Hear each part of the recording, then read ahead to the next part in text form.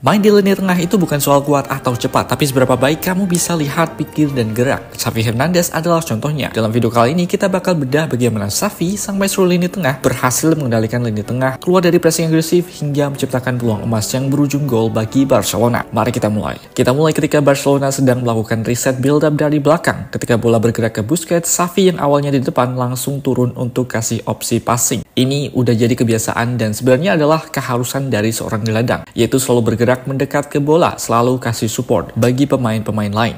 Waktu bola hampir sampai ke kakinya, Xavi sadar dia diikuti oleh pemain lawan. Dan bukannya kontrol ataupun muter badan, Xavi langsung balikin bola ke belakang. Simple, tapi ini penting. Nanti akan saya jelaskan kenapa ini penting. Dan begitu Xavi melepaskan passing, Xavi nggak diam saja. Tapi Xavi langsung gerak lagi, kembali ke depan. Xavi di sini memposisikan dirinya di ruang kosong. Dia nggak dalam satu garis dengan gelandang lain seperti Busquets, Iniesta, atau Pedro. Dan dia juga berada di antara lini tengah dan juga lini depan Real Madrid. Ini penting karena jika posisi Xavi berada sejajar dengan satu pemain Barca di depan, maka Xavi akan memblok jalur passing ke pemain yang ada di depan tersebut. Dengan tidak berada dalam satu posisi sejajar, maka Xavi membuka jalur passing bagi pemain yang ada di depan dan juga dirinya. Xavi di sini juga berada di antara lini depan dan tengah Madrid, yang artinya karena posisinya tinggi, yaitu di belakang lini serang Madrid, Xavi bisa menjemput bola tanpa terdeteksi oleh lini depan Madrid. Karena perhatian posisi badan pemain Madrid di sini adalah ke depan. Jadi dengan Xavi memposisikan dirinya di sini, pergerakan turunnya tidak akan bisa terdeteksi. Dan sepanjang waktu ini, Xavi terus melakukan scanning,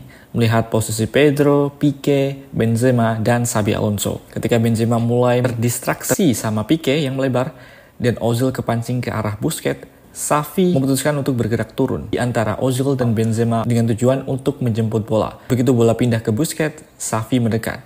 Di sini dia scanning lagi, sebanyak 2 kali. Xavi lihat ruang di belakangnya karena Alonso nggak ikut maju untuk menutup jalur passing ke Pedro. Dan sebelum bola sampai ke Xavi scanning lagi. Xavi di sini melihat Benzema itu mendekat ke arahnya, tapi belum cukup dekat. Dan karena dia udah punya gambaran posisi semua pemain di sekitarnya, Xavi tahu persis apa yang harus dia lakukan. Begitu bola nyampe, Xavi langsung berbalik badan, sekaligus dorong bola ke arah gawang Madrid. Dorongan bola ini membuat Benzema makin agresif untuk ngepres. Tapi Xavi nggak panik. Dia biarkan Benzema mendekat. Ketika Benzema sudah dekat, Xavi langsung dorong bola ke arah yang berlawanan, yaitu sisi kiri. Ketika Benzema ikut bergerak ke kiri, Xavi langsung ubah arah lagi. Kali ini dorongan bolanya ke belakang. Dan begitu Benzema ikut lagi ke belakang, Xavi ubah arah lagi. Kali ini ia dorong bola ke sisi kanan. Dalam hitungan detik, Xavi udah 3 kali ubah arah bola dan posisi tubuhnya berlawanan dengan kemana arah pressing dari Benzema. Dan itulah yang bikin Benzema gagal total buat ngepres Xavi. Xavi pun berhasil lepas dari tekanan. Setelah lolos dari pressing, Xavi kasih bola ke Busquets, lalu gerak lagi ke depan. Dia di sini melihat Messi yang turun. Xavi langsung isi ruang kosong di depan buat jadi opsi the third man atau pemain ketiga. Jadi kalau Messi dapat bola dalam keadaan ditekan dan butuh outlet passing, Xavi udah siap di sini. Bola balik lagi ke Xavi, lalu Xavi balikin lagi ke Messi. Tapi bukan cuma kasih umpan, Xavi juga terus-menerus melakukan scanning di sini. Dia sadar kalau Messi itu turun, berarti posisi penyerang kosong. Artinya, Xavi perlu terus maju dan isi ruang itu, menggantikan posisi Messi, yaitu penyerang, yang turun untuk menjemput bola. Jadi di sini terjadi rotasi posisi antara Messi dan juga Xavi. Messi sempat tahan bola, menarik perhatian pemain Madrid, dan bola dipindahkan ke sisi kiri. Perhatian pemain Madrid pun juga tertuju ke arah sisi kiri. Nah di sini Xavi itu bergerak ke arah yang sebaliknya, yaitu ke sisi kanan, ke ruang di antara bek tengah Madrid dan juga Marcelo. Pergerakan ini bikin Xavi makin susah untuk terdeteksi. Karena posisi Xavi di antara bek tengah dan Marcelo, jalur passing ke Xavi pun terbuka. Dan terciptalah gol cantik untuk Barcelona. Ada beberapa pelajaran penting yang kita bisa pelajari dari satu klip Xavi ini. Yang pertama adalah scanning adalah segalanya. Seperti yang bisa kalian lihat, Xavi terus-menerus melakukan scanning sebelum terima bola, saat dalam bola perjalanan, bahkan setelah dia lepasin bola.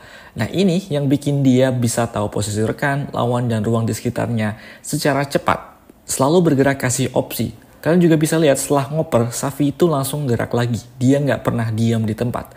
Dan pergerakannya bukan asal gerak, tapi selalu didasari oleh informasi yang dia dapetin dari scanning yang dia lakukan. Xavi nggak butuh skill yang kompleks buat menghadapi pressing lawan, tapi dia cukup mengeksploitasi momentum lawan. Seperti ketika ditekan Benzema, Xavi nggak pakai skill kompleks, tapi Xavi cukup memainkan momentum.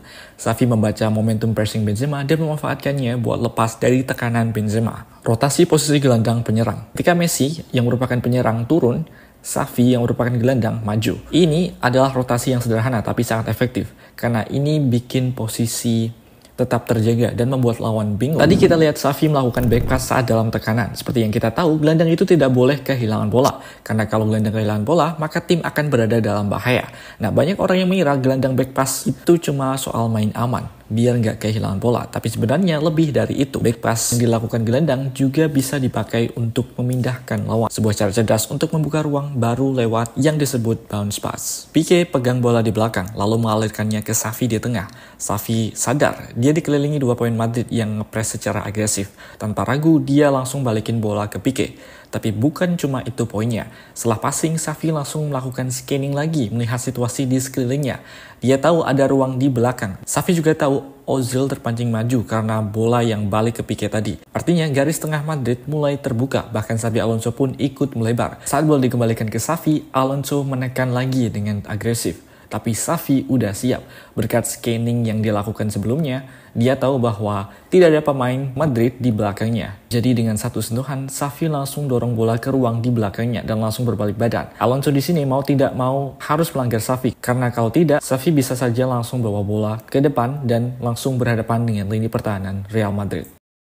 Dulu Pep pernah bilang, kita nggak oper bola buat mindahin bola, kita oper bola buat mindahin lawan. Dan filosofi ini betul-betul diterapkan Jepang lewat skema serangan build-up cantiknya melawan timnas Indonesia. Mereka gak main keras, tapi mereka main cerdas. Serangan dimulai dari 3 back tengah Jepang. Kondisinya mereka punya banyak ruang, karena cuma satu striker Indonesia yang menekan. Sementara itu lini tengah kita nggak rapat. Beckham Putra dan Yakob Sayuri posisinya tanggung. Nggak sejajar sama Romeni di depan, tapi juga nggak bareng Haye dan Pelpusi di lini tengah. Hasilnya celah terbuka, jalur-jalur passing jadi terlihat jelas, dan Jepang tahu persis bagaimana cara memanfaatkannya. Endo dapat bola, langsung dikelilingi pemain timnas. Dia nggak panik, langsung back pass. Kelihatannya biasa aja, tapi back pass ini adalah jebakan. Back pass ini memancing pemain Indonesia buat maju menekan. Tapi masalahnya pressing kita setengah-setengah. Beckham misalnya, dia sempat ragu dan berhenti. Jaraknya ke back tengah Jepang masih terlalu jauh. Alhasil back Jepang ini masih punya waktu dan ruang buat ambil keputusan secara leluasa. Back tengah Jepang ini diem, tapi matanya jalan terus. Kontrol bola, tegakkan kepala, lihat semua opsi. Dia lihat posisi Endo di marking oleh Pelupesi, dan dia juga lihat satu gelandang Jepang bergerak ke kanan, ke ruang di antara lini tengah dan lini belakang Indonesia. Ini nih momen jeniusnya. Pas Endo turun lagi buat kasih opsi passing, Pelupesi terpancing. Dia ngikutin Endo. Dan back Jepang ini atur badannya kayak mau oper ke Endo. Gerakan kaki, ayunan badan, semua seolah bilang bahwa dia akan oper bola ke Endo. Dan Pelupesi benar-benar